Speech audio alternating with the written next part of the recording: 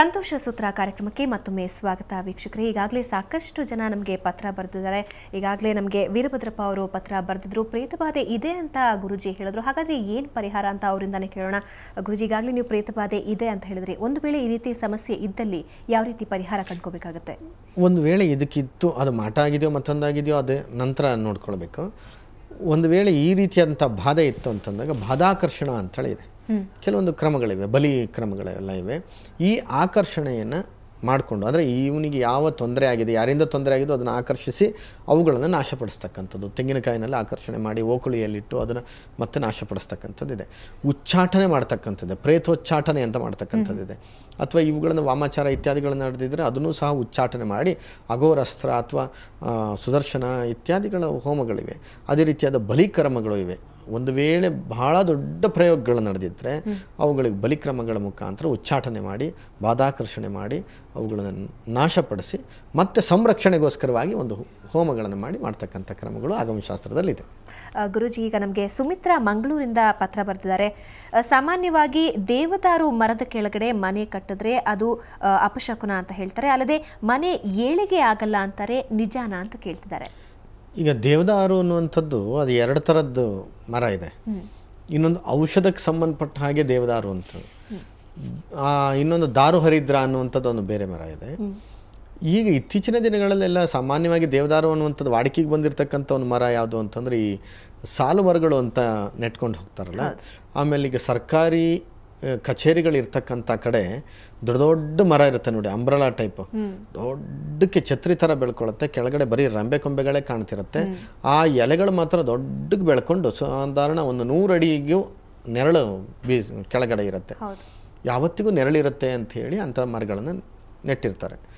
ಬಹಳ ವಿಶೇಷವಾಗಿ ಹರಡ್ಕೊಂಡು ಹೋಗ್ತಕ್ಕಂಥ ಮರವಾದರೂ, ಒಳ್ಳೆ ನೆರಳನ್ನು ಕೊಡ್ತಕ್ಕಂಥ ಮರವಾದರೂ, ಒಂದು ರೀತಿಯಂಥ ಗುಲಾಬಿ ವರ್ಣದ ಹೂ ಬಿಡುತ್ತೆ, ಕೆಲವೊಂದು ಕಡೆ ಅರ್ಶಿನ ಹೂವು ಬಿಡುತ್ತೆ, ಸಣ್ಣ ಛತ್ರಿ ಆಕಾರದಲ್ಲಿ ಅದು ಸಹ ಇರುತ್ತೆ. ಸಣ್ಣ ಸಣ್ಣ ಸಣ್ಣ ಸಣ್ಣ ಕಡ್ಡಿಗಳ ಜೋಡಣೆ ಥರ ಇರ್ತದೆ, ಶಲಾಕೆಗಳು ಜೋಡಣೆ ಆಗಿರ್ತದೆ. ಈ ಮರದ ಕೆಳಗಡೆ ಯಾಕೆ ಅದು ಏನಾದರೂ ಮನೆ ಕಟ್ಟಿದರೆ ಆ ಮನೆ ಏಳಿಗೆ ಆಗೋದಿಲ್ಲ ಅನ್ನುವಂಥದ್ದು ಒಂದು. ಅದು ಏಳಿಗೆ ಆಗೋದಿಲ್ಲ ಅಂತಂದರೆ ಅಲ್ಲಿ ಮನೆ ಕಟ್ಟೋದಿಲ್ಲ ಯಾರು ಆದರೂ. ಏನೋ ವೈಜ್ಞಾನಿಕವಾದ ಹಿನ್ನೆಲೆ ಅದು ಇದು ಕೊಟ್ಬಿಟ್ರೆ ಮನೆ ಕಟ್ಕೊಂಡ್ಬಿಡ್ತಾರೆ. ಹಿಂದೆಲ್ಲ ಹೇಳಿದ್ದನ್ನು ಕೇಳೋದಿಲ್ಲ ಅಂದಾಗಲೇ ದೇವರದ್ದು ಹೆಸರಲ್ಲಿ ಈ ಥರದ್ದು ಹಂಗಾಗೋದಿಲ್ಲ ಹಿಂಗಾಗೋದಿಲ್ಲ ಅಂತ ಹೇಳ್ತಾ ಇದ್ದಿದ್ದು. ಇಲ್ಲಿ ವಿಶೇಷವಾಗಿ ವೈಜ್ಞಾನಿಕವಾಗಿ ಏನಿದೆ ಅಂತಂದರೆ, ಆ ಮರ ಎಷ್ಟು ಎತ್ತರಕ್ಕೆ ಬೆಳೆಯುತ್ತೋ, ಎಷ್ಟು ಅಗಲವಾಗಿ ಹರಡುತ್ತೋ ಅಷ್ಟು ತೂಕ ಅಂತೂ ಇರುತ್ತೆ ಒಂದೊಂದು ರೆಂಬೆಗಳು. ಆದರೆ ಅದು ಕಠಿಣವಾಗಿ ಬಂದೋಬಸ್ತಾಗಿ ರೆಂಬೆ ಕೊಂಬೆಗಳು ಇರೋದಿಲ್ಲ ಆ ಮರದಲ್ಲಿ. ಗಾಳಿಗೆ ಸಂಪೂರ್ಣವಾಗಿ ಮುರ್ಕೊಂಡು ಕೆಳಗೆ ಬೀಳ್ತಕ್ಕಂಥ ಬಹಳ ಮೆದುವಾಗಿರ್ತಕ್ಕಂಥ ಮರ. ನುಗ್ಗೆ ಮರ ಬಿಟ್ಟರೆ ಇನ್ನೊಂದು ಅಮಟೆ ಮರ ಅಂತಿದೆ. ಅಮಟೆ ಮರಗಳು, ನುಗ್ಗೆ ಮರಗಳು ಮತ್ತು ಈ ದೇವದಾರು ಮರಗಳು ಇವೆಲ್ಲ ಒಂದೇ ರೀತಿಯಾಗಿ ಗಟ್ಟಿ ಇರ್ತಕ್ಕಂಥದ್ದು. ಅಂದರೆ ಬಹಳ ಮೃದುವಾಗಿರ್ತಕ್ಕಂಥದ್ದು. ಹೆಚ್ಚಿಗೆ ಹೀಗೆ ತೂಗ್ತು ಅಂತಂದರೆ ಆ ರೆಂಬೆ ಹಾಗೆ ಮುರ್ಕೊಂಡು ಬಿದ್ದುಬಿಡುತ್ತೆ. ಇಲ್ಲಿ ಗೊತ್ತಾಯ್ತಲ್ಲ ಏಳಿಗೆ ಆಗೋದಿಲ್ಲ ಯಾಕೆ ಅಂತ. ಒಂದು ವೇಳೆ ಆ ಮರದ ಕೆಳಗಡೆ ಮನೆಯನ್ನು ಕಟ್ಟಿದ್ರೆ ಮಳೆ ಗಾಳಿಗೆ ಯಾವಾಗಾದರೂ ಈ ದೊಡ್ಡ ರೆಂಬೆಗಳು ಬಿದ್ದು ಮನೆ ಹೋಗ್ಬೋದು, ಅಥವಾ ಮನೆ ಒಳಗಡೆ ಇದ್ದವರು ಸಹ ಸಾಯ್ಬೋದು ಒಂದು ಹಂತದಲ್ಲಿ. ಇನ್ನೊಂದು, ಅದು ಸಣ್ಣ ಸಣ್ಣ ಎಲೆಗಳು ಪದೇ ಪದೇ ಬೀಳ್ತಾನೆ ಇರ್ತವೆ. ನೀವು ಆ ಮರದ ಕೆಳಗಡೆ ಎಲೆಗಳ ರಾಶಿ ಇರುತ್ತೆ. ಈ ಎಲೆಗಳ ರಾಶಿ ನೀವು ಹಂಚಿನ ಮಾಡಿನ ಮನೆ ಇತ್ತು ಅಂತಂದರೆ ಆ ಹಂಚಿನ ಒಳಗಡೆ ಸೇರ್ಕೊಳ್ತು ಅಂತಂದರೆ ನೀರು ಸಮೇತ ಸೋರೋಕ್ಕೆ ಶುರುವಾಗತ್ತೆ. ನೀರು ಒಳಗಡೆ ನುಗ್ಗತಕ್ಕಂಥದ್ದಕ್ಕೆ ಸಾಧ್ಯತೆಗಳಿದೆ. ಇವೆರಡೂ ತೊಂದರೆಗಳಿರೋದ್ರಿಂದ ಈ ಮರದ ಕೆಳಗಡೆ ಮನೆಯನ್ನು ಕಟ್ಟಬೇಡಿ, ಅಥವಾ ಮನೆ ಪಕ್ಕದಲ್ಲಿ ಈ ಮರಗಳನ್ನು ಇಟ್ಕೋಬೇಡಿ. ಎರಡೇ ಮನೆ ಕಟ್ಟಿಬಿಟ್ರು ಈ ಮರಗಳು ಬಂತು ಅಂದರೆ ಕಟ್ ಮಾಡಿ ಅಂತ. ಯಾಕೆಂದರೆ ಒಂದು ಮುರ್ಕೊಳ್ಳುತ್ತೆ, ಇಲ್ಲ ಅಂತಂದರೆ ಈ ರೀತಿಯಾದಂಥ ತೊಂದರೆ ಆಗುತ್ತೆ ಅನ್ನೋದು ಬಿಟ್ಟರೆ ಒಂದು ಧಾರ್ಮಿಕವಾಗಿ ಅಥವಾ ನಂಬಿಕೆಗೆ ಅನುಸಾರವಾಗಿ ಯಾವುದೇ ರೀತಿಯಂಥ ತೊಂದರೆಗಳಿಲ್ಲ. ಆದರೆ ಇನ್ನೊಂದೇನೆಂದರೆ, ಅಶ್ವತ್ಥ ಮರ ಅಥವಾ ಬೇವಿನ ಮರ ಮನೆ ಎದುರುಗಡೆ ಇದ್ದರೆ ಅದು ಅಪಶಕುನ ಅಂತಾರೆ. ಬೆಳಗ್ಗೆ ಎದ್ದಾದ ತಕ್ಷಣ ಅಶ್ವತ್ಥ ಮರ ನೋಡೋದಾಗ್ಲಿ ಅಥವಾ ಬೇವಿನ ಮರ ನೋಡೋದಾಗ್ಲಿ ಅಪಶಕುನ ಅಂತ ಹೇಳ್ತಾರೆ, ಹೌದಾ? ಇಲ್ಲ, ಯಾಕೆಂತಂದರೆ ಅಶ್ವತ್ಥ ಮರವನ್ನು ನೋಡಿದ್ರೆ ಒಳ್ಳೆಯದು. ತ್ರಿಮೂರ್ತಿಗಳು ಸಮೇತ ಅಶ್ವತ್ಥ ಮರದಲ್ಲಿ ಇರ್ತಾರೆ ಅನ್ನುವಂಥದ್ದಕ್ಕೆ ಹೇಳ್ತಾರೆ. ಮೂಲತೋ ಬ್ರಹ್ಮರೂಪಾಯ, ಮಧ್ಯತೋ ವಿಷ್ಣು ರೂಪಿಣಿ, ಅಗ್ರತೋ ಶಿವರೂಪಾಯ ಅಂತ. ಅಂದರೆ 3 ದೇವತೆಗಳು ಆ ಮರದಲ್ಲಿ ವಾಸವಾಗಿರ್ತಾರೆ, ತ್ರಿಮೂರ್ತಿಗಳು ಅಂತ.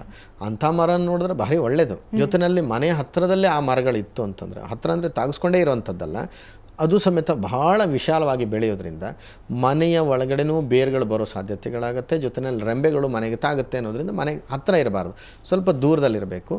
ಆದರೆ ದೂರದಲ್ಲಿದ್ದರೂ ಸಮೇತ ಮನೆಗೆ ಸ್ವಲ್ಪ ಹತ್ತಿರದಲ್ಲಿದ್ದರೆ ಮನೆಗೆ ಆಕ್ಸಿಜನ್ ತುಂಬ ಚೆನ್ನಾಗಿ ಸಿಗುತ್ತೆ. ಯಾಕೆಂತಂದರೆ ಹೆಚ್ಚಿಗೆ ಆಮ್ಲಜನಕವನ್ನು ಬಿಡುಗಡೆ ಮಾಡ್ತಕ್ಕಂಥದ್ದು ಮರ ಇದು ಯಾವುದು, ಅರಳಿ ಮರ. ಹಾಗಂತ ನೋಡೋಕ್ಕೆ ಹೋದರೆ ಮನೆ ಎದುರುಗಡೆ ಹೊರಗೆ ಬಂದ ತಕ್ಷಣ ನೋಡಬಾರ್ದು ಮರ ಯಾವುದು ಅಂತಂದರೆ ಈ ನುಗ್ಗೆ ಮರವನ್ನು ನೋಡೋದಾಗಲಿ, ಅಥವಾ ಈ ತಾರೆ ಮರ ಅಂತ ಒಂದಿದೆ, ತಾರೆ ಮರವನ್ನು ನೋಡೋದಾಗಲಿ, ಇವುಗಳನ್ನು ನೋಡಬಾರ್ದು. ಯಾಕೆಂತಂದರೆ ತಾರೆ ಮರದಲ್ಲಿ ಕಲಿಪುರುಷ ಇದ್ದ ಅಂತ. ನಳಚಕ್ರವರ್ತಿಯಿಂದ ಕಲಿಪುರುಷ ಬಿಡುಗಡೆ ಆದಾಗ ಋತುಪರ್ಣನಿಂದ ಅಕ್ಷರುದಯ ವಿದ್ಯೆಯನ್ನು ಪಡ್ಕೊಳ್ತಾನೆ. ಯಾರು? ನಳಚಕ್ರವರ್ತಿ. ಪಡ್ಕೊಂಡ ತಕ್ಷಣ ತನ್ನಲ್ಲಿ ಆ ವಿದ್ಯೆ ಪ್ರಭಾವ ಬೀರಿದ ತಕ್ಷಣ ತನ್ನಲ್ಲಿದ್ದಂತಹ ಈ ಕಲಿಪುರುಷ ಬಿಟ್ಟು ಹೊರಟೋಗ್ತಾನೆ. ಹೊರಟೋಗಿದ್ದು ಪಕ್ಕದಲ್ಲಿದ್ದಂತಹ ತಾರೆ ಮರದೊಳಗೆ ಹೋಗಿ ಸೇರ್ಕೊಳ್ತಾನೆ. ತಾರೆ ಮರದಲ್ಲಿ ಇದ್ದಂಥ ಏನು ಎಲೆ ಹಸುರಾಗಿತ್ತೋ ಅವೆಲ್ಲ ಒಣಗಿ ನಿಂತು ಬಿಡ್ತದಂತೆ. ಅಷ್ಟು ಪವರ್ಫುಲ್ ಆಗಿ ಅವ್ನು ನಿಲ್ತಾನೆ ಅಂತ. ಅಂದರೆ ತಾರೆ ಮರವನ್ನು ನೋಡಿದ್ರೆ ಕಲಿಪುರುಷನನ್ನು ನೋಡಿದಾಗತ್ತೆ, ಬೆಳಗ್ಗೆ ಎದ್ದು ನೀವು ಶನಿಯನ್ನು ನೋಡಿದಾಗತ್ತೆ. ಆದ್ದರಿಂದ ತಾರೆ ಮರವನ್ನು ನೋಡಬಾರ್ದು ಅಂತ ಒಂದು. ಇನ್ನು ವೈಜ್ಞಾನಿಕವಾಗಿಯೂ ಸಹ ಅದಕ್ಕೊಂದು ಕಾರಣ ಇದೆ. ಏನಂತಂದರೆ ಈ ಉಡ ಅನ್ನುವಂಥದ್ದೊಂದು ಪ್ರಾಣಿ ಇದೆ. ಉಡ ಅಂತ ಸಾಮಾನ್ಯವಾಗಿ ಹೇಳ್ತೀವಲ್ಲ, ಈ ಕೋಟೆಗಳನ್ನು ಹತ್ತಲಿಕ್ಕೆಲ್ಲ ಮೊದಲೆಲ್ಲ ಬಳಸ್ತಾ ಇದ್ರು.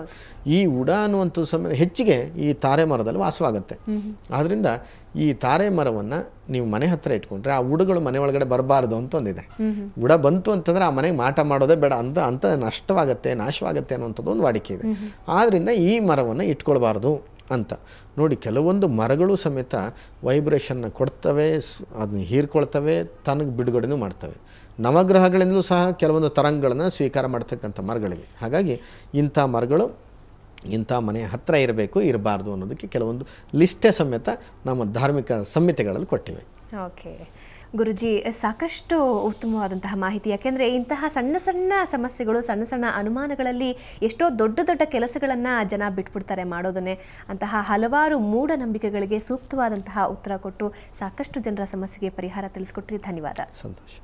ವೀಕ್ಷಕರೇ, ಇದು ಇವತ್ತಿನ ಸಂತೋಷ ಸೂತ್ರ. ಮುಂದಿನ ವಾರ ಒಂದು ವಿಶೇಷ ವಿಷಯವನ್ನು ಇಟ್ಕೊಂಡು ನಾವು ನಿಮ್ಮ ಮುಂದೆ ಬರ್ತಾ ಇದ್ದೀವಿ. ಹೆಣ್ಣು ಅಲಂಕಾರ ಪ್ರಿಯೆ. ಆಕೆ ಸಾಕಷ್ಟು ವಸ್ತುಗಳಿಂದ ಅಲಂಕಾರವನ್ನು ಮಾಡ್ಕೋತಾಳೆ. ಆದರೆ ನಮ್ಮ ಹಿರೀಕರು ಈ ಅಲಂಕಾರಿಕ ವಸ್ತುವಿನಲ್ಲೂ ಸಾಕಷ್ಟು ವೈಜ್ಞಾನಿಕ ಹಿನ್ನೆಲೆಯನ್ನು ಇಟ್ಟಿದ್ದಾರೆ. ಪ್ರತಿಯೊಂದು ಅಲಂಕಾರಿಕ ವಸ್ತುವಿನ ಹಿಂದೆಯೂ ಒಂದೊಂದು ಅದ್ಭುತ ಅರ್ಥಗಳು ಅಡಗಿವೆ. ಅವು ಏನೇನು ಅನ್ನೋದನ್ನ ಮುಂದಿನ ವಾರದ ಸಂತೋಷ ಸೂತ್ರದಲ್ಲಿ ನೀವು ಗಮನಿಸಬಹುದು. ಇದು ಇವತ್ತಿನ ಸಂತೋಷ ಸೂತ್ರ. ಕ್ಷಣ ಕ್ಷಣದ ಸುದ್ದಿಗಾಗಿ ನೋಡ್ತಾ ಇರಿ ಸುವರ್ಣ ನ್ಯೂಸ್ 24/7.